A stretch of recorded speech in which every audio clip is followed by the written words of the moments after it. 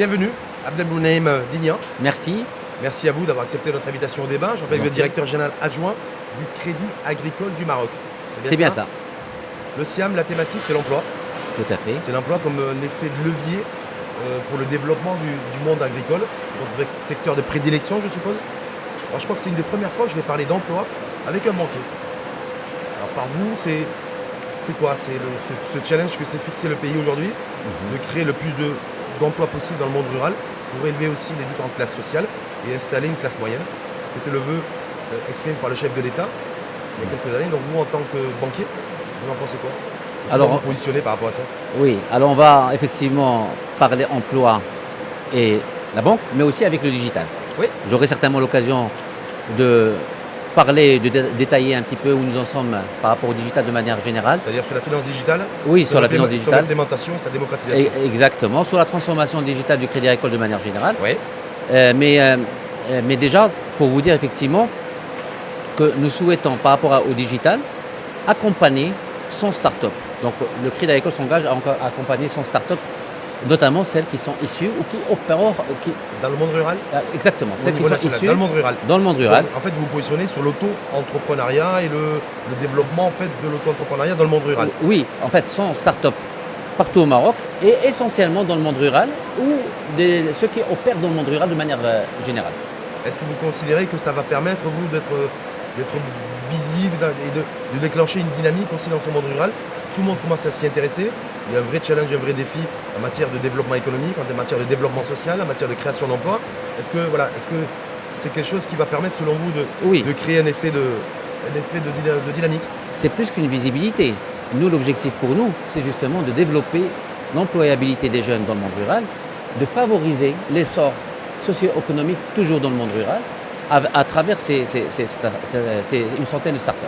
C'est ça l'objectif. C'est pas uniquement startup, c'est technologie, c'est application, c'est solution, c'est innovation. C'est innovation de manière générale, exactement. Ouais. C'est des applications, mais c'est aussi des innovations dans l'agritech et dans la fintech et dans la greentech. C'est-à-dire à la fois dans le secteur agricole et dans le secteur de la finance. Finance, exactement. C'est les nouvelles technologies dans le monde agricole, les nouvelles technologies dans le monde financier. Est-ce qu'on ne peut pas considérer, ce que peut-être moi, j'avais déjà envie de vous dire aussi, est-ce qu'on ne fait pas, on va pas trop vite en la matière directement de franchir 2-3 paliers d'un coup, c'est-à-dire d'offrir de la technologie comme développement et création de richesses dans le monde rural, alors que c'est un monde rural aujourd'hui qui a peut-être aujourd'hui besoin de besoins primaires.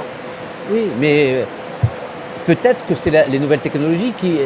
D'abord, les nouvelles technologies changent, donc ça va vite, il faut aller à la même vitesse. Et puis, c'est peut-être les nouvelles technologies qui vont développer le monde rural aussi, par justement par des outils, par des services innovants, permettant aux uns et aux autres, même dans le monde rural, de créer un écosystème d'entrepreneuriat et puis aussi pour éviter que les gens partent en ville et ainsi de suite. Et utiliser... un peu l'exode en fait rural, mais c'est quoi? Est-ce que c'est le fruit d'une étude, d'une réflexion de fond du Crédit Agricole du Maroc, de se dire bon, le Maroc est un pays entièrement smarté quasiment, le Wi-Fi est présent sur tout le territoire, Internet aussi. Est-ce que c'est ça en fait qui a dit on va aller sur la technologie, sur les nouvelles technologies, pas parce que c'est une tendance mondiale, mais c'est parce que c'est comme ça en fait qu'on pourra essayer d'amorcer des choses. Exact. En fait, comme vous le savez, nous avons une mission de service public.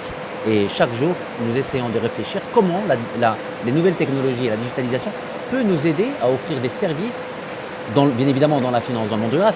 C'est une réflexion quotidienne chez nous, ce qui nous différencie des autres. Et c'est ça la difficulté. C'est les autres banques. Les autres banques, d'ailleurs, bien évidemment, ils utilisent la digitalisation pour les produits financiers de manière générale. Et en général, chacun s'inspire de l'autre. On peut aussi voir ce qui se passe ailleurs. Nous, par rapport à notre mission de service public, on est les seuls à être dans cette réflexion. Et justement, on essaie toujours d'être innovant et de voir de quelle manière les nouvelles technologies et l'innovation peuvent nous aider à offrir les services financiers. À développer le secteur. Et les banquiers, parce qu'on a reçu un banquier hier, oui, qui nous a dit, Crédit du Maroc, son directeur, le président du directoire d'ailleurs, qui nous disait mais nous la finance digitale, oui, mais pas pour le moment. Il y a d'autres priorités. Ils sont encore sur le déploiement stratégique d'ouverture d'agence, en disant que c'est encore un peu trop prématuré. Ah non. Parce que si aujourd'hui on veut contracter un crédit, pour le logement ou pour acheter une voiture par exemple, il disait, selon lui, ouverture des guillemets, qu'on va directement voir son banquier, son agence bancaire. Et qu'on ne passe pas forcément par les outils digitaux, les nouvelles technologies. Alors permettez-moi de vous répondre uniquement sur le Crédit Agricole. Nous, en tout cas, le virage digital, on l'a pris il y a bien longtemps. Donc, pour résumer, il y a, on va dire, il y a 4-5 ans, en mettant d'abord en place un système d'information que nous maîtrisons, agile, pour pouvoir faire de la digitalisation par la suite. Après, depuis d'ailleurs, on a mis en place des solutions mobiles, de la banque en ligne. On a mis en place des canaux, par exemple le relais digital, on a eu l'occasion de le présenter lors du salon de l'agriculture d'il y a 2 ans. Donc nous, le virage digital, on l'a pris il y a bien longtemps. Nous sommes actuellement dans la phase d'accélération de notre transformation digitale. C'est quoi l'accélération? Parce que c'est comme le passage est-ce que c'est comme le passage de la 4G à la 5G? Tout à fait. C'est ça, parce qu'il y a plusieurs choses en fait qui sont agrégées. Exact. Mais ça veut dire quoi? Ça veut dire le développement, parce que quand on regarde un petit peu au niveau de l'inclusion financière, il y a les derniers chiffres récents qui sont tombés. On est à peu près sur une moyenne de 65-66% au niveau national, Oui, entre 15 et 20% au niveau du monde rural. Grosso modo, ça c'est un peu plus quand même. Ouais. autour de 20 Un peu plus. chiffres. Ouais, on a combien? Dites-moi, parce que chiffre officiel, on parle de 20% dans le monde on est un rural. peu moins de 30%, bancarisé. enfin, d'après les chiffres. Voilà, donc il y a officiels. une marge de progression. Tout à fait. tombe Tout à là-dessus. fait. Non, en tout cas, Est-ce que on la œuvre digitalisation, justement pour- voilà, ouais. est-ce que le principal défi, l'accélération de la digitalisation portée par votre institution bancaire, c'est effectivement d'aller plus loin, mais aussi de savoir que le rapport aujourd'hui du citoyen du monde rural avec la banque et la finance est différent. Oui, oui. Est-ce que- Pour l'inclusion financière dans le monde rural, bien évidemment, le Crédit Agricole œuvre, c'est l'acteur principal dans le monde rural, comme vous le savez. Je reviens juste par rapport à l'accélération, vous m'avez posé la question où nous en sommes. Aujourd'hui, notre accélération et notre vision stratégique est très claire. Notre priorité, c'est les parcours clients, notamment les parcours clients dans le monde rural, c'est-à-dire... Est-ce que c'est le FLR? Sans oui, aider à la oui, caricature. oui, Non, bien évidemment. le Bien- FLR qui bien a quel âge évidemment. aujourd'hui, le portrait robot? Exact. C'est quoi? Le jeune FLR aujourd'hui qui a repris l'activité de ses parents, qui a 20-25 ans aujourd'hui. Est-ce que c'est ça le portrait robot? Non, pas uniquement, mais même le Fallah qui est un peu moins jeune, on va dire, lui aussi, il sait utiliser les nouvelles technologies, vous savez bien. Le mobile, il est utilisé par tout le monde. Il y a des applications, effectivement, on va dire, pas professionnelles aujourd'hui, c'est plus des applications domestiques qui sont utilisées dans le monde rural, mais quand même, ça veut dire qu'ils savent utiliser notamment l'outil, le smartphone. Vous le savez bien. Donc, je pense que sur ce canal-là, on peut offrir des solutions bien identifiées. Nous avons des idées. Donc C'est-à-dire on aura l'occasion la d'en banque parler. en ligne? La banque en ligne, Oui. elle existe déjà chez Oui. nous. Mais on réfléchit sur la banque en ligne pour le monde rural, par exemple, avec l'identification avec l'empreinte digitale, par exemple avec l'utilisation de la voix, pas uniquement avec du texte. Donc voilà, ce sont des réflexions sur lesquelles nous sommes en train de travailler. Y compris pour des jeunes aussi qui n'ont pas forcément d'activité formalisée, et Oui, qui peuvent avoir un compte aussi en banque, avoir une activité aussi financière. exact. Et derrière ça, vous savez très bien, il y a un projet national qui est celui du paiement mobile. Oui, Et, après du retard d'ailleurs. Par rapport oui, des en tout cas, pays de la- mais en tout d'Afrique cas, de l'Est. en tout cas chez nous, Oui. nous étions parmi les premiers à sortir notre solution de STAMI au niveau national. On a- Stami, t'as des bons porte-monnaie en ligne voilà, virtuelle. Voilà. Mais C'est l'argent un- à l'intérieur, il est virtuel ou il est réel? Bien sûr qu'il est réel. Ah ben, je vous pose la question, je ne sais pas. Et avec STAMI, justement, nous étions parmi les premiers à être homologués. Nous sommes aujourd'hui interopérables. On attend effectivement le feu vert pour passer à l'interopérabilité effective. C'est quoi qui coince là sur le Ben, modèle? c'est tout simplement Parce que pour le- pouvoir faire des transferts, des paiements entre banques. Aujourd'hui d'ailleurs, au sein du Crédit Agricole, la solution de paiement mobile STAMI, encore une fois, elle est utilisée entre les clients du Crédit Je Agricole de manière... profite d'avoir un grand banquier aussi en face de moi. Très souvent, on pointe du doigt, à tort ou à raison, Oui, le fait que les services financiers, gestion de comptes et autres sont trop élevés chez nous, au niveau du Maroc. Avoir un commentaire là-dessus et de se dire demain, la digitalisation totale, est-ce qu'elle permettra, selon vous, de réduire les coûts? oui, bien sûr. Voilà, parce que je veux dire, technologie, c'est un petit peu ça, c'est aussi compression des coûts. Est-ce qu'on a aussi le fait d'avoir une banque en ligne, d'avoir Bistami aussi, de pouvoir Oui. la gestion de son porte-monnaie dans un monde virtuel, mais avec de l'argent réel à l'intérieur, voilà, ça va aussi compresser un petit peu les coûts dans un avenir proche. Oui, alors ça va compresser les coûts pour 2 raisons. D'abord parce qu'on s'attend à l'effet volume quand même. Et puis, il faut dire aussi la digitalisation. Quand vous dites l'effet volume, parce que ça c'est votre C'est-à-dire, jargon, C'est votre l'effet vocable, volume, c'est le nombre de transactions, le nombre d'opérations on souhaite qu'il va augmenter. C'est-à-dire plus de cartes disponibles, Plus de paiement, plus de paiement et plus beaucoup d'utilisation. moins de cash. Ouais. Et donc du coup, plus de transactions, donc c'est ça l'effet volume. Donc il y aura plus. Et puis aussi, le coût de la digitalisation est quand même beaucoup moins cher que la transaction manuelle, on va dire. Donc là, il y a un effet ciseau, volume et charge. Abdel Mounem Digna, Oui. comment le banquier va gagner sa vie dans les prochains mois et les prochaines années alors? Moi, je pense. S'il y a une compression des coûts au niveau des services financiers, quelles vont être les prochaines niches, j'ai envie de dire, pour le banquier? Moi, je pense effectivement, comme vous le savez, les marges d'intermédiation, les taux sont à la baisse. Donc, ça sera essentiellement sur les commissions et encore une fois, sur l'effet volume, sur les transactions. Il faut augmenter les transactions pour avoir plus de commissions. Augmenter le volume de transactions, pas augmenter le coût des transactions. Non, mais juste, c'est parce que c'est... non, mais tout au contraire, Ouais. réduire le coût, mais augmenter le volume. Et ça, c'est les ambitions de toutes les banques. Changer l'économie. C'est une ambition nationale. C'est une économie d'échelle en fait. Faut Exactement, changer de géographie d'échelle. exactement. Mais il y a tout un écosystème à mettre en place et qui va arriver, il n'y a Votre aucun doute là-dessus. président, directeur général, Tarek Messi, a fait une déclaration il y a quelques jours qui m'a interpellé en disant, j'ouvre les guillemets, c'est le monde rural qui sauvera le Maroc. Est-ce que vous considérez, vous, que effectivement, le monde rural, les projets portés par votre banque, tout ce qui va être entrepris, la volonté affichée du chef de l'État de voir la mise en place réelle d'une classe intermédiaire, classe moyenne, au niveau du monde rural, est-ce que c'est ça qui va permettre effectivement d'avoir un Maroc plus uni, plus compétitif et sur une vision beaucoup plus gagnante? Oui, oui.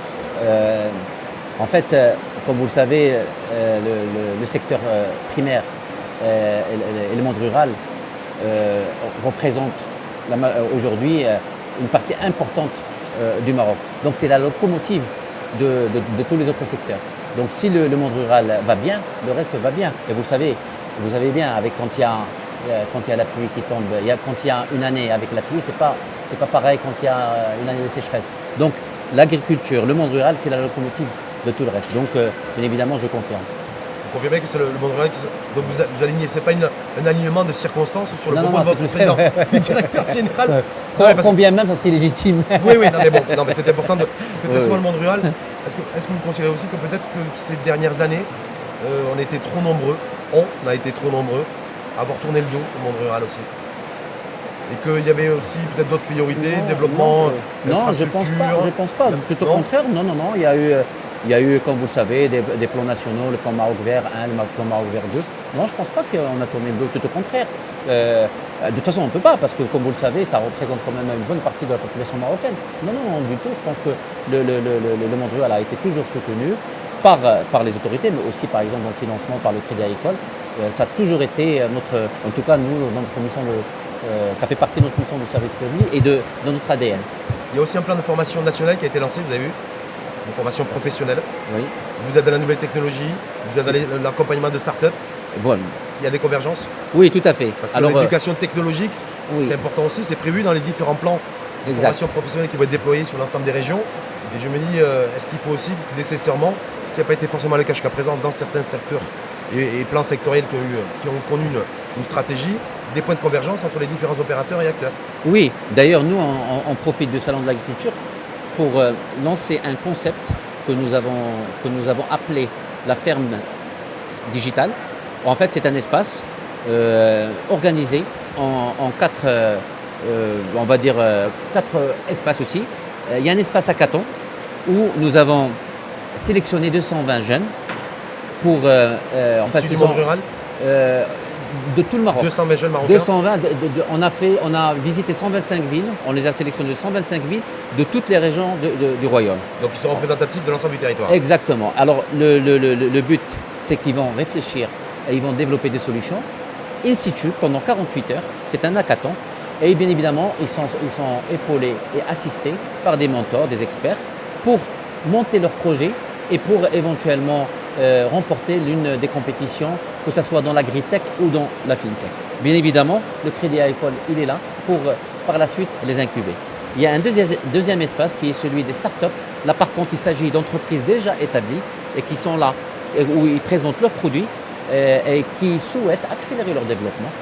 Alors, le Crédit Agricole peut les aider, les financer, les accompagner, voire même collaborer avec eux pour des solutions dans l'activité de la banque de manière générale. Alors, juste pour Oui. finir, il y a un troisième espace qui est intéressant aussi, où il y a 8 startups qui vont s'affronter. Il y a même il y a même un ring où ils vont Avec des gants de boxe non, ou presque. En tout cas, le combat, c'est des débats sur leur réalisation et il y a Des pitchs. des pitchs. Je conduis un peu dans le jargon Exactement, aussi, c'est voilà. tout à fait ça. Ouais. Et puis il y a un finaliste qui aura le titre de meilleure start-up nationale dans l'agritech et qui peut représenter le Maroc dans une compétition à l'international. Il y a un chèque qui nous sera remis ou pas? Parce que souvent, Bien il y a des- évidemment, tout ça, comme on est dans la banque, il y aura toujours des chèques. Comme vous êtes très à l'aise avec les chiffres, le montant du chèque, on peut l'avoir? Oui, alors c'est 50 000 dirhams pour la finale. Ouais. Et pour les startups, les hackathons, c'est 20 000 dirhams pour l'agritech et 20 000 dirhams pour la fintech. Ça, c'est pour la start-up juste. Ça, c'est la récompense pécuniaire, mais bien évidemment, il y a un accompagnement du Crédit Agricole sur l'incubation, sur le financement, sur la formation, et ainsi de suite. C'est la PME. Est-ce que vous y intéressez aussi, la PME, PMI, transformation digitale, La PME de manière générale. de manière générale? Parce que c'est un principal, c'est un défi. Oui, aussi, tout à fait. voilà. Tout à fait. Je veux dire, Mais- start-up, c'est bien, Oui. c'est important, Oui. mais c'est pas ça qui va permettre de pouvoir développer, d'accélérer notre cadence en matière de productivité Bien sûr. et de compétitivité. Voilà, transformation digitale, c'est aujourd'hui c'est un défi pour toutes les PME. J'ai bien dit toutes les PME marocaines. Est-ce que là-dessus, c'est un marché entre guillemets pour votre institution bancaire? Ben, évidemment, mais comme vous le je savez. leur dis Non, mais, évidemment. oui, mais parce que tous les agriculteurs sont des PME pour nous. D'ailleurs, nous avons les très petites et moyennes exploitations. Oui. Ce sont des entrepreneurs. Ça, c'est les exploitations. Oui, mais mais dans c'est la des. transformation, c'est le maillon faible. Mais C'est pour non, ça que je vous ai mais amené sur la justement, PME. on les accompagne, j'en parlais tout à l'heure, Oui. on les accompagne avec nos services, avec la digitalisation, avec des parcours clients spécifiques, avec l'utilisation des applications mobiles, avec l'utilisation du paiement mobile, avec l'utilisation de nouveaux canaux, comme on n'en a pas beaucoup parlé, mais nous avons de nouveaux formats d'agences qui sont intelligentes. Nous avons le relais digital, on l'a mis. L'agence intelligente, c'est quoi? Pardon? L'agence intelligente, c'est On a deux types d'agences intelligentes. On a ce qu'on appelle le relais digital, Ouais. qui lui est beaucoup plus dans le monde rural pour s'approcher davantage des endroits les plus enclavés. Donc, il crée des connexions, des connectivités avec toutes les populations. Exactement. Ouais. D'ailleurs, il n'y a pas Avec- beaucoup de. Avec des codes, c'est quoi des Il y a des algorithmes il y a particuliers? il y a un automate en fait, Oui. et le client peut parler en fait à quelqu'un qui est en back office, comme si c'était Comme s'il était près de lui. comme il était en agence, D'accord. et il peut faire toutes les opérations. Ça, c'est le relais digital. Par contre, nous avons la Smart Agence, donc c'est tout simplement une agence intelligente. Pourquoi? Parce que il y a des espaces de self-service, il y a un guichet complètement digitalisé, il y a un espace où il y a des tablettes, où le client peut faire des simulations de crédit, peut faire des demandes de C'est une crédit. véritable révolution, ça. Oui, non, mais tout à fait. Ça doit rajeunir de travailler dans ce type d'environnement, non? Non, parce qu'on est encore jeune, en tout cas dans l'esprit. Merci en tout cas à vous. Merci à vous. Abdelmonaïm Merci Digna, je beaucoup. rappelle que vous êtes directeur général adjoint Merci beaucoup. du Crédit Agricole du Maroc. Merci à vous et je vous souhaite une belle journée. À vous aussi.